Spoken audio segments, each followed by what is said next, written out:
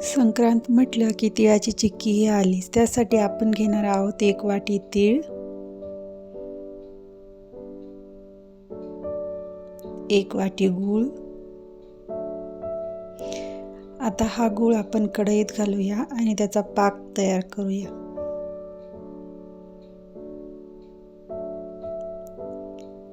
गूळ कढईत घातला की तो एकसारखा हलवत राहायचा आहे, नाहीतर खाली करपेल.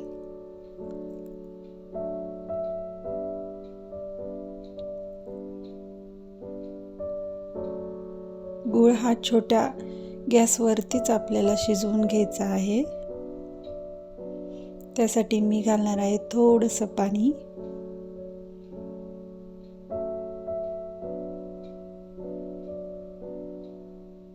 एकसारखा हलवत राहायचा आहे आपल्याला, नाहीतर तो करपू शकतो.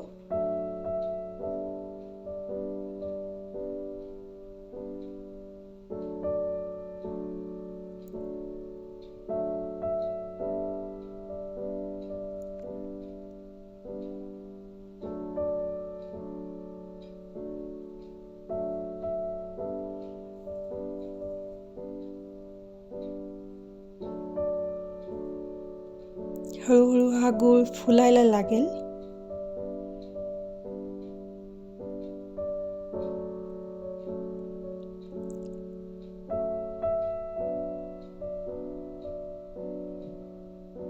चिक्कीसाठी पाक तयार झाला आहे की नाही हा पाहण्यासाठी आपण आता याला थोड्याशा प्लेटमध्ये थोडंसं पाणी घेऊन त्याच्यामध्ये थोडेसे थेंब टाकणार आहोत. आणि हा कसा चेक करायचा ते मी आता तुम्हाला सांगते. प्लेटमध्ये थोडेसे थेंब टाकल्यानंतर त्याला थंड होऊ द्यावं आणि चेक करावं. जर तो लूज असेल तोडताना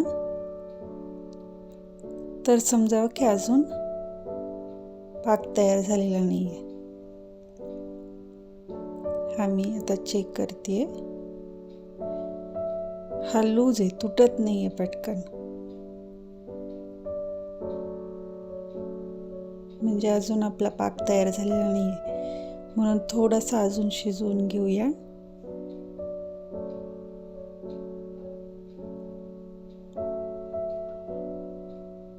हा पहा किती छान फुलला आहे. हा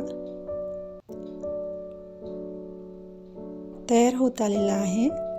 पुन्हा एकदा चेक करूया.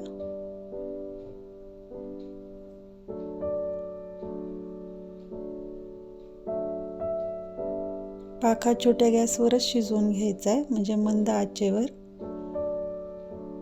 फुल गॅस नाही करायचा आहे आपल्याला. आपण तयार झालाय की नाही पाहूया. हा आता सहज तुटतोय. याचे क्रिस्टल्स तयार झालेत, म्हणजे आपला पाक तयार झालेला आहे. गॅस बंद करून आता आपण याच्यामध्ये तीळ घालून घेणार आहोत. थोडे थोडे करून मी तीळ घालतीये.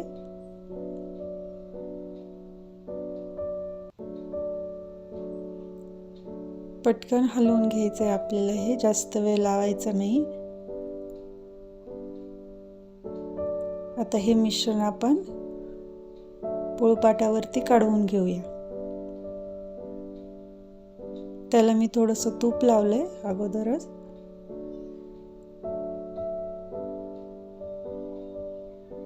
याच्यावरती आता आपण काढून घेऊया. जास्त वेळ नाही घालवायचा, पटपट करायची ही प्रोसेस, नाही तर कडक होतोय,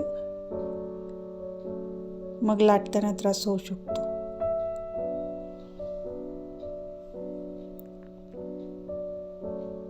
स्प्रेड करून घ्यायचं आहे थोडंसं, म्हणजे लाटायला प्रॉब्लेम येत नाही.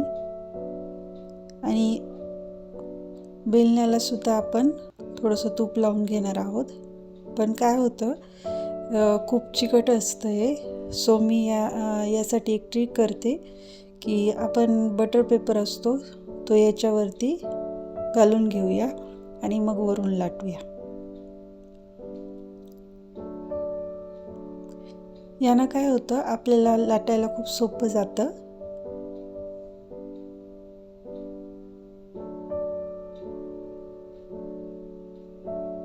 हे अशा पद्धतीनं सगळीकडे स्प्रेड करून घ्यायचं.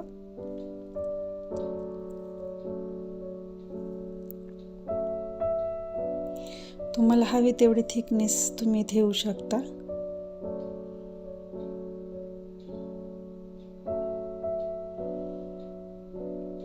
बटर पेपर आपण काढून घेऊया.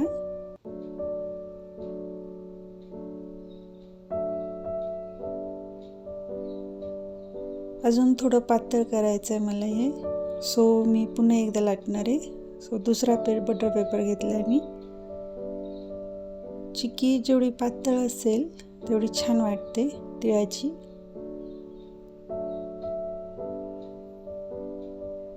सो अशा प्रकारे आपण स्प्रेड करून घेऊया.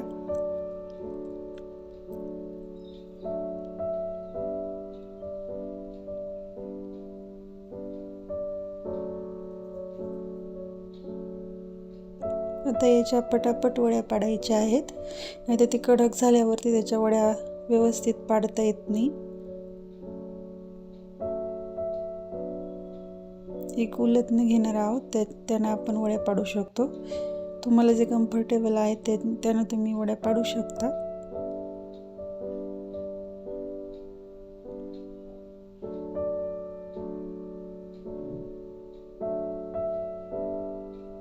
थोडंसं कडक झालेलं आहे हे, सो हार्ड जाते. तुम्ही काळजी घ्या, पटकन वड्या पाडून घ्या, नाहीतर त्याच्या वड्या व्यवस्थित पडत नाहीत. माझी लाईन थोडी तिरकी झाली.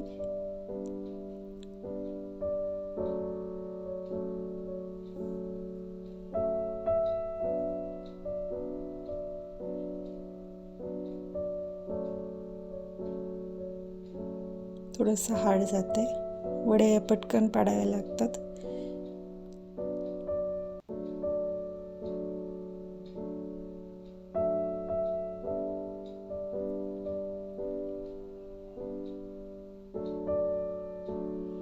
थोड्या मोठ्याच पाडून घेते,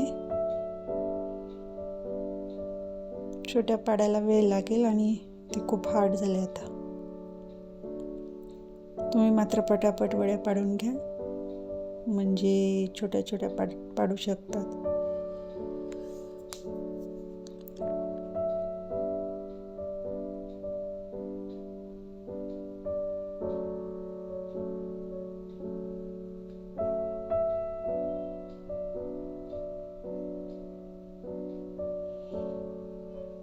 हे बघा किती हार्ड झाले.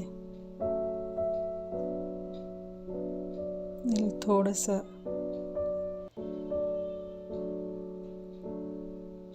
सो जेव्हा तोडेल तेव्हा ते निघेल, आपोआप तुटलं जाईल. याला थोडंसं थंड होऊ द्यावं लागतं, म्हणजे ते व्यवस्थित निघतं. पण मी काढतीये.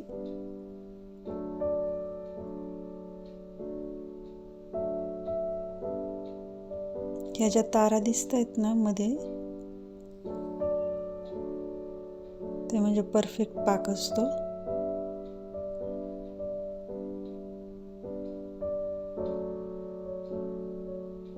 थोडंसं थंडच होऊ द्यावं लागेल. थंड झाल्यावर खूप छान निघतात या वड्या.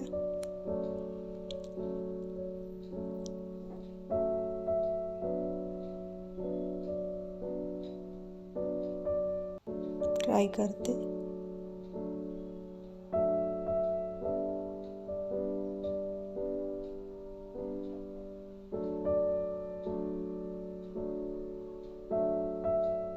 आत्ता जरी या थोड्या चिकट असल्या ना, तरी थंड झाल्यावर खूप कुरकुरीत होतात. हे पहा, साईडची जी पातळ लेयर राहिली होती ना, ती छान सुकली आहे.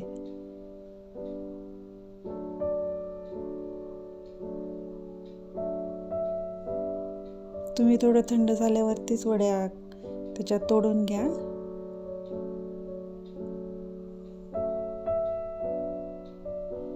ही थोडी तुटली माझ्याकडनं ते वड्या पाडताना, पण मस्त कुरकुरीत झाल्यात या वड्या. चला सेट करून घेऊया. पहा कशी तुटते लगेच. तुम्ही आवाज ऐकू शकता किती कुरकुरीत झाली आहे.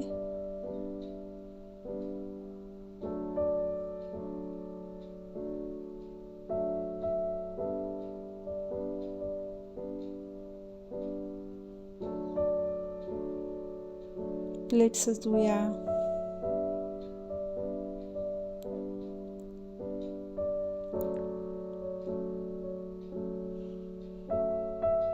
तिळाच्या, शेंगदाण्याच्या आणि राजगिऱ्याच्या वड्या याची सेमच प्रोसेस आहे.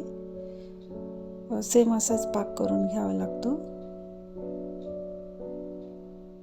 नेक्स्ट टाइम तयार आहे आपली तिळाची चिक्की.